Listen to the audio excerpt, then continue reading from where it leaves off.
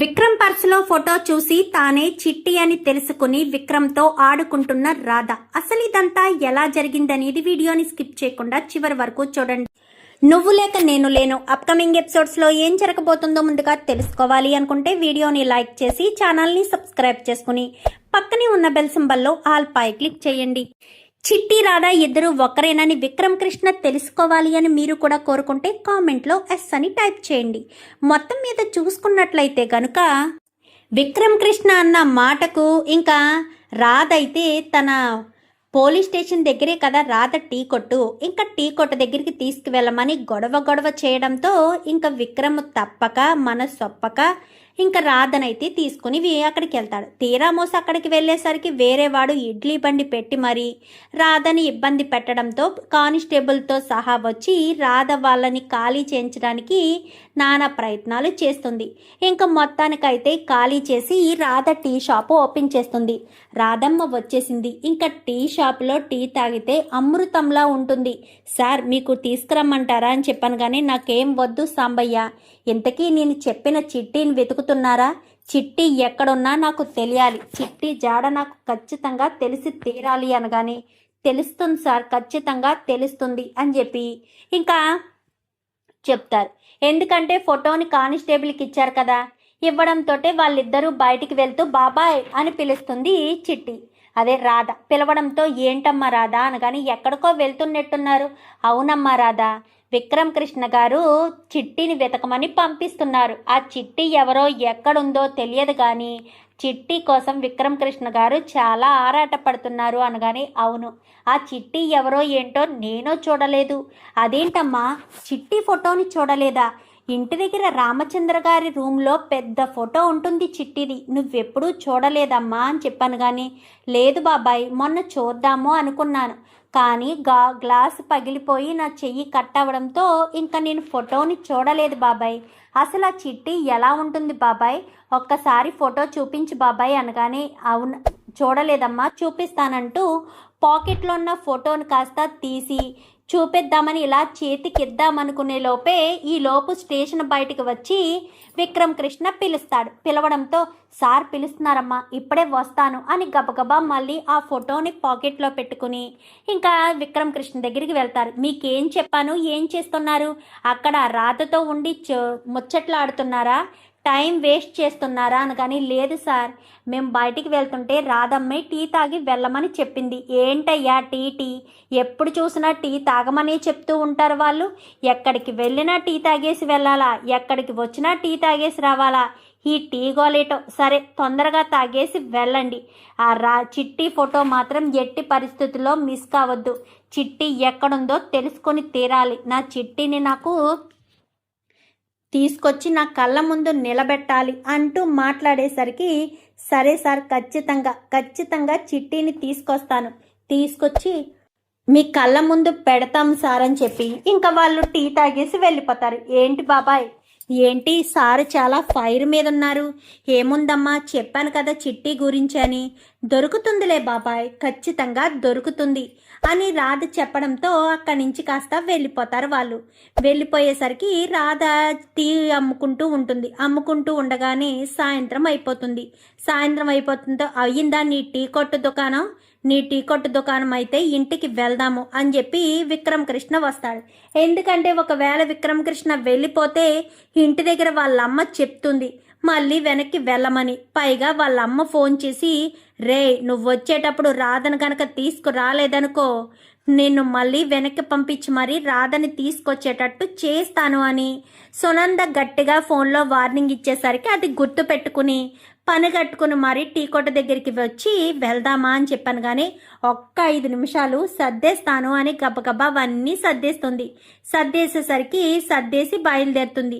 మళ్ళీ రోజు ఇవెందుకు ఇంటికి తీసుకురావడం, ఇక్కడే ఉంచేసే, రోజు వస్తావు కదా అనగానే సరేనని అవన్నీ అక్కడ ఉంచేసేసరికి సరే అని అక్కడి నుంచి వెళ్తూ దారిలో అలా షికార్లు కొట్టుకుంటూ వెళ్తూ ఉండేసరికి నాకు పానీపూరి తినాలని అనిపిస్తుంది, పానీపూరియా ఇప్పుడు అనగానే, అవును ప్లీజ్ సార్ పానీపూరి ఇప్పించండి సార్ ప్లీజ్ సార్ అనగానే, సరే పద అని ఇద్దరు కూడా పానీపూరి తింటారు. తిన్న తర్వాత ఇంకో ప్లేటు అని సుమారు 4-5 ప్లేట్లు తింటుంది. అది కడుపా ఇంకేమైనా అనగానే, సార్ నాకు పానీపూరి అంటే చాలా ఇష్టం. మా నాన్న ఉన్నప్పుడు అస్తమాను ఇంటికి వచ్చేటప్పుడు పానీపూరి తీసుకొచ్చేవాడు.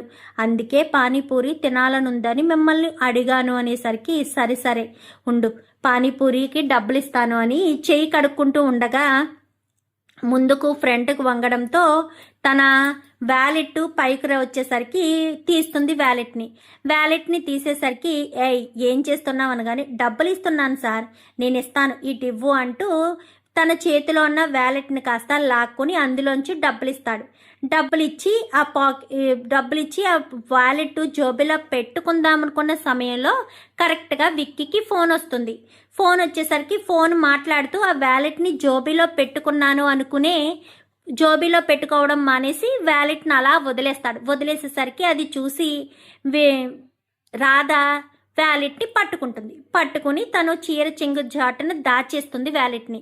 ఇంకా విక్రమ్ కృష్ణ పాకెట్లో పెట్టుకున్నాను అనుకున్నాడు కదా, అనుకుని సరే వెళ్దామా అని చెప్పాను కానీ, సరే సార్ పదండి అని ఇద్దరు కూడా బయలుదేరిపోయేసరికి ఇంకా ఇంటికి వెళ్ళిపోయి విక్రమ్ కృష్ణ నేను ఫ్రెష్ అయ్యి వస్తాను అని వెళ్ళిపోతాడు. అదేంటి వ్యాలెట్ లేదు అని అడగట్లేదు, సర్లే రేపు ఉదయం వెళ్ళేటప్పుడు గుర్తొస్తుందేమో, ఇప్పుడు గుర్తు రాకపోయినానని ఆ బట్టలు కాస్త తీసి దండానికి తగిలించి విక్రమ్ కృష్ణ తన వర్క్ తను చేసుకుంటాడు. తన పని తాను చేసుకుని భోజనాలు చేస్తాడు. ఇంకా రాధ ఆ పర్సును దాచిపెట్టేసి చూడదు, తను ఓపెన్ చేసి చూడదు, పర్సుని తన బట్టల్లో దాచిపెట్టేస్తుంది. విక్రమ్ కృష్ణ భోజనం చేసి ఇంకా నైట్కి ఇంట్లోకి వెళ్ళిపోయి రూమ్లో పడుకున్న తర్వాత సడన్గా అర్ధరాత్రి పూట మెలకు గుర్తొస్తుంది. అవును నేను ఎప్పుడు వ్యాలెట్ తీసి అక్కడ పెట్టి కదా టేబుల్ మీద పెడతాను, చిట్టీని చూసుకున్న తర్వాత కదా నేను పడుకుంటాను, మరి ఈ రోజు నేను చిట్టి ఫోటో చూడలేదే అని గబగబా లేచి తను ఎప్పుడు పెట్టే టేబుల్ దగ్గర వెతకడం మొదలు పెడతాడు. టేబుల్ దగ్గర వ్యాలెట్ ఉండదు. అదేంటి వ్యాలెట్ లేదు, పాకెట్లోనే వదిలేశానా అని గబగబా పాకెట్లో చేపెట్టి చూస్తే పాకెట్లోనే వ్యాలెట్ ఉండదు. వ్యాలెట్ అక్కడా లేదు ఎక్కడా లేదు. నేను పానీపూరికి డబ్బులు ఇచ్చిన తర్వాత వ్యాలెట్ని నా పాకెట్లోనే కదా పెట్టుకున్నాను, మరి ఇంతలోపు ఏమైపోయింది, వ్యాలెట్ని నా పాకెట్లో పెట్టుకున్నానా లేదా అని ఆలోచిస్తూ ఉండగానే ఈ లోపు వస్తుంది రాధ. ఏంటి ఏం ఆలోచిస్తున్నారు సార్, కేసు గురించా? కేసు గురించి ఇంటి దగ్గర ఆలోచించకూడదు సార్, మీరు కేసుని ఇంటి దగ్గర అస్సలు పట్టించుకోకూడదు, మీరు కేవలం ఎంతసేపు ఆఫీస్లో మాత్రమే చూసుకోవాలి, ఇక్కడ కాదు సార్ అంటూ మాట్లాడేసరికి, నాకు తెలుసు నేను కేసు గురించి ఏమీ ఆలోచించడం లేదు, నేను ఆలోచించేది నా వ్యాలెట్ గురించి అనగానే, మీ వ్యాలెట్కి ఏమైంది పాపం అని చెప్పి వెటకారంగా మాట్లాడుతుంది. నువ్వంత వెటకారంగా మాట్లాడవలసిన అవసరం లేదు, వ్యాలెట్ కనిపించట్లేదు, ఏమైందో ఏంటో తెలియడం లేదు, అయినా నేను పానీపూరికి డబ్బులు ఇచ్చిన తర్వాత వ్యాలెట్ని నేను నా పాకెట్లోనే పెట్టుకున్నాను, కానీ ఇప్పుడు కనిపించట్లేదు, ఏమైంది వ్యాలెట్ అని మొత్తం వెతికినా దొరకపోయేసరికి బట్టలు మొత్తం వెతుకుతాడు, కారులో వెతుకుతాడు, బండిలో వెతుకుతాడు, ఎక్కడ వెతికినా వ్యాలెట్ మాత్రం అస్సలు దొరకదు. ఏమైపోయింది, కొంప తీసి అక్కడే పడిపోయిందా, రాధా అంటూ పిలుస్తాడు. ఏంటి అనేసరికి, నేను అక్కడ పానీపూరికి డబ్బులు ఇచ్చిన తర్వాత వ్యాలెట్ని నేను పాకెట్లో పెట్టుకున్నాను కదా, పెట్టుకున్నారు అనేసరికి, మరి వ్యాలెట్ కనిపించట్లేదు రాధా, ఏమై ఉంటుందో తెలియడం లేదు.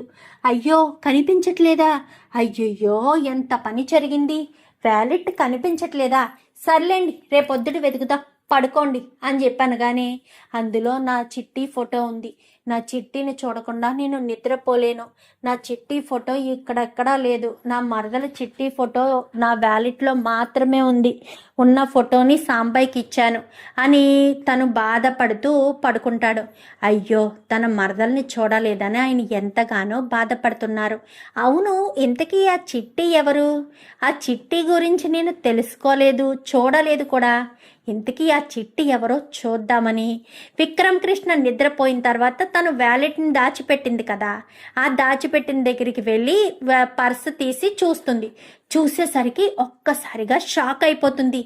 ఇదేంటి, ఇది నా చిన్నప్పుడు ఫోటో కదా, మరి దీన్ని పట్టుకుని చిట్టి అంటున్నారు అంటే చిన్నప్పుడు ఫోటో చిట్టి రెండు ఒకటేనా? నేనేనా చిన్నప్పుడు చిట్టినా? నాకేం అర్థం కావట్లేదు. ఈ కన్ఫ్యూజన్ ఏంటి? నేనే కదా చిన్నప్పుడు ఈ ఫోటోలో ఉన్నది అని వెంటనే తన ఫోన్లో ఫోటో తీసి ఆ ఫోటోను పెట్టుకుంటుంది తన దగ్గర. ఇంకా మైండ్ అంతా చాలా డిస్టర్బ్డ్గా అనిపిస్తుంది. మరుసటి రోజు ఉదయాన్నే మళ్ళీ రామచంద్ర గదిలోకి కావాలని వెళ్ళాలని ఇంకా కాఫీ తీసుకుని మొనాలిసా దగ్గర కాఫీ పట్టుకుని వెళ్తుంది. వెళ్ళేసరికి ఏంటమ్మా రాధా ఇలా వచ్చావు అనగానే అప్పటికే చిట్టి ఫోటోని చూసుకుంటూ అలా చూస్తూ ఉండిపోతుంది. ఈ అమ్మాయి అనగానే తనే నా కూతురు చిట్టి అనేసరికి ఒక్కసారిగా షాక్ అయిపోతుంది. ఇది నా చిన్నప్పుడు ఫోటో అయితే వీళ్ళు చిట్టి అంటున్నారేంటి? నేను మా నాన్న కూతుర్ని కాదా? అసలు ఏంటిది? నాకేమీ అర్థం కావట్లేదే అని వెంటనే ఇంకా రాధ గబగబా రెడీ అయిపోతుంది. ఎందుకంటే జైలుకి వెళ్ళి తన తండ్రి దగ్గరికి వెళ్ళి విషయం ఏంటో తెలుసుకోవాలి అన్న ఉద్దేశంతో ఇంకా వెళ్ళడంతో రాధ విక్రమ్ కృష్ణ దగ్గరికి వెళ్ళి నేను మా నాన్నని చూడాలనుంది, నన్ను జైలు దగ్గరికి తీసుకువెళ్తారా అనగానే లేదు రాధా, నాకు ఈరోజు ఇంపార్టెంట్ వర్క్ ఉంది, కావాలంటే నిన్ను టీ కొట్టు దగ్గర డ్రాప్ చేస్తాను కదా, అక్కడి నుంచి మీ అమ్మని తీసుకుని వెళ్ళు అని చెప్పనేసరికి సరేనండి అని టీ కొట్టు దగ్గరికి తీసుకువెళ్తాడు. టీ కొట్టు దగ్గరికి తీసుకువెళ్ళాక టీ కొట్టు దగ్గర వదిలేసి షాపు తీయకుండానే అమ్మ మనం అర్జెంటుగా నాన్న దగ్గరికి వెళ్ళాలి అనేసరికి ఎందుకమ్మా రాదమ్మా అని చెప్పాను. కానీ ప్లీజ్ అమ్మా అర్జెంటుగా నాన్నతో ఇంపార్టెంట్ విషయం మాట్లాడాలి, చాలా ఇంపార్టెంట్ ఇది అనేసరికి సరే అని గబగబా పద్మ ఇటు రాధ ఇద్దరు కూడా జైలుకి వెళ్తారు. వెళ్ళడంతో సీనయ్య నీ కూతురు వచ్చింది, నీ భార్య కూడా వచ్చింది, నీతో ఏదో అర్జెంటుగా మాట్లాడాలంట అనేసరికి సరే అని ఇద్దరు కూడా అక్కడ మాట్లాడే చోట వెయిట్ చేస్తూ ఉంటారు. ఈలోపు వీళ్ళిద్దరూ సీనయ్య వస్తాడు. సీనయ్య రావడంతో నాన్న మిమ్మల్ని ఒక మాట అడుగుతాను, నిజం చెప్తారా? అదేంటి రాదమ్మా, నీకు నేను అబద్ధం చెప్తానా? నీకు నేను ఎప్పుడైనా అబద్ధం చెప్పానా? మరి ఎందుకు నిజం చెప్తారా అని అడుగుతున్నావు అనగాని ఏంటే మీ నాన్న పట్టుకుని నిజం చెప్తారా అంటూ అలా మాట్లాడుతున్నావు? నువ్వు ఆగు పద్దు నేను అడుగుతుంది కదా నా రాదమ్మా, నువ్వు చెప్పమ్మా అని చెప్పాను. కానీ నేను నిజంగా మీ కూతురునేనా అని చెప్పనేసరికి ఒక్కసారిగా పద్మ ఇటు సీనయ్య ఇద్దరు కూడా షాక్ అవుతారు. ఏం మాట్లాడుతున్నావమ్మా అనగాని అబద్ధం చెప్పొద్దు నాన్న, నిజం మాత్రమే చెప్పు, నిజంగా నేను నీ కూతురునేనా? నేను నీ కూతుర్ని కాదు అన్న అనుమానం నాకు వచ్చింది.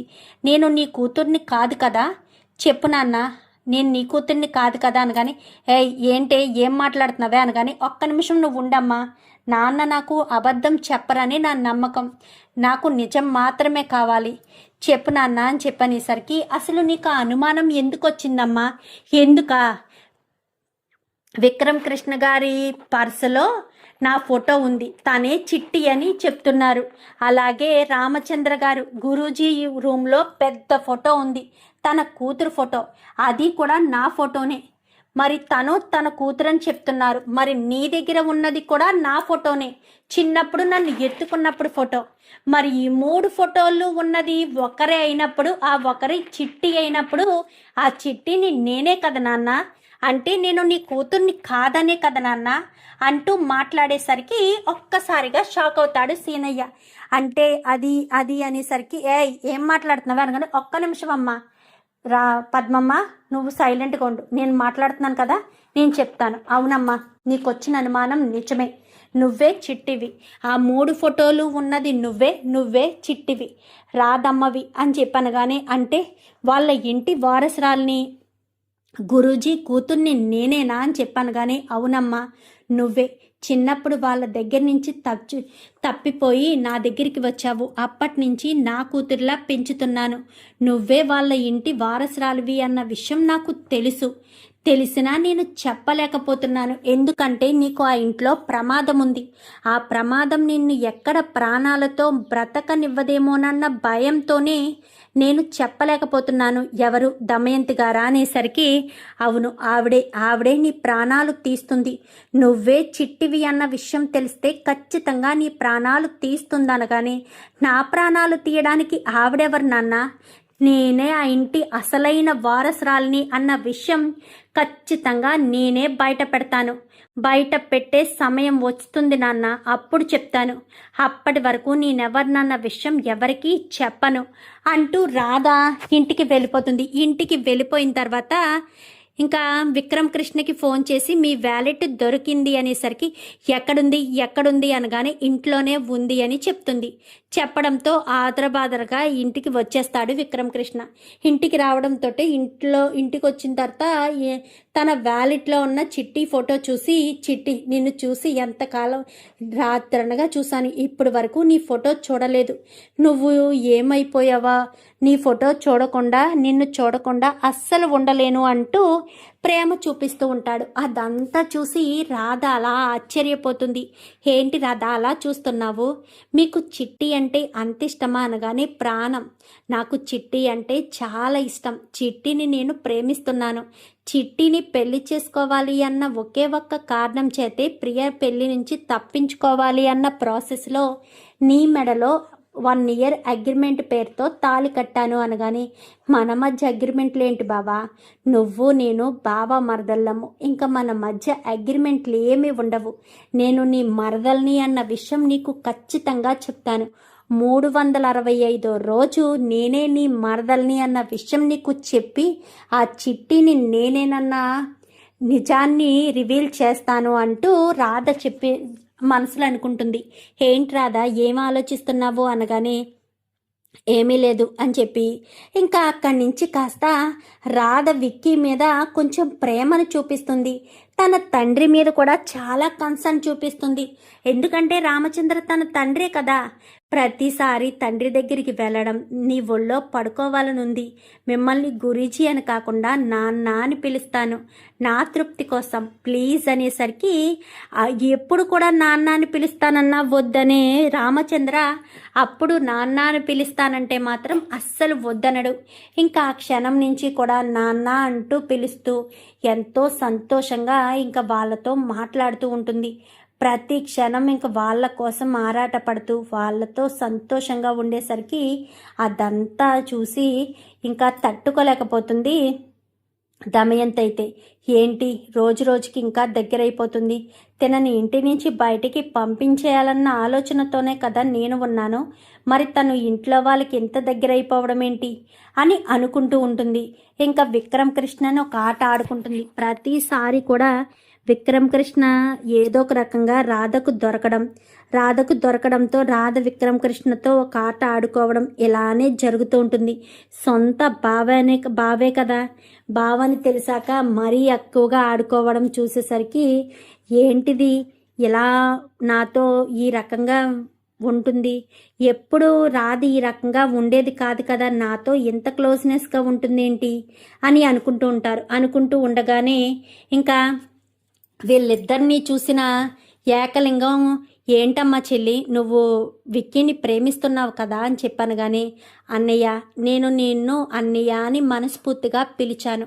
నీకొక నిజం చెప్తాను, ఈ నిజం ఎవ్వరికీ చెప్పను అని నువ్వు నాకు మాటిస్తే నిజం చెప్తాను అనేసరికి ఏంటా నిజం అనగానే మీరంతా వెతుకుతున్న చిట్టి ఎవరో కాదు, నేనే ఆ చిట్టిని అనేసరికి ఏం మాట్లాడుతున్నావు రాధా, నువ్వా చిట్టివేంటి అనగానే ఒక్కసారి ఈ ఫోటో చూడన్నయ్య అంటూ తన తండ్రి అయిన సీనయ్యతో తీయించుకున్న ఫోటోని చూపిస్తుంది. చిన్నప్పుడు ఫోటోని చూపించడంతో ఆ ఫోటోని చూసి ఒక్కసారిగా షాక్ అవుతాడు. ఎందుకంటే చిన్నప్పుడు ఫోటోనే కదా వీళ్ళ దగ్గర ఉంది, మరి చిన్నప్పుడు ఫోటో అయినప్పుడు సీనయ్య దగ్గర అదే ఫోటోతో సీనయ్య ఫోటో దిగినట్టు ఉంటుంది. మరి అప్పుడు ఆశ్చర్యపోకపోతే ఏం చేస్తాడు? చిన్నప్పుడు రాధ చిన్నప్పుడు చిట్టినే ఇప్పుడు రాధగా మారింది అన్న విషయం తెలిసి ఒక్కసారిగా ఆనందంతో సంతోషం తట్టుకోలేకపోతాడు. నువ్వేనా చిట్టివి అనగానే, అవునన్నయ్య, నాకు ఈ నిజం మొన్ననే తెలిసింది. ఆయన వ్యాలెట్లో చిట్టి ఫోటోని చూశాను. అదేంటి నా ఫోటో వ్యాలెట్లో ఉంది, పైగా చిట్టి అంటున్నారని వాళ్ళ నాన్న, అదే మా నాన్న గదిలోకి వెళ్ళి చూశాను. చూసిన తర్వాత మా నాన్న జైల్లో ఉన్నాడు కదా, జైల్లోకి వెళ్ళి మా నాన్నను నిలదీస్తే అసలు విషయం చెప్పాడు.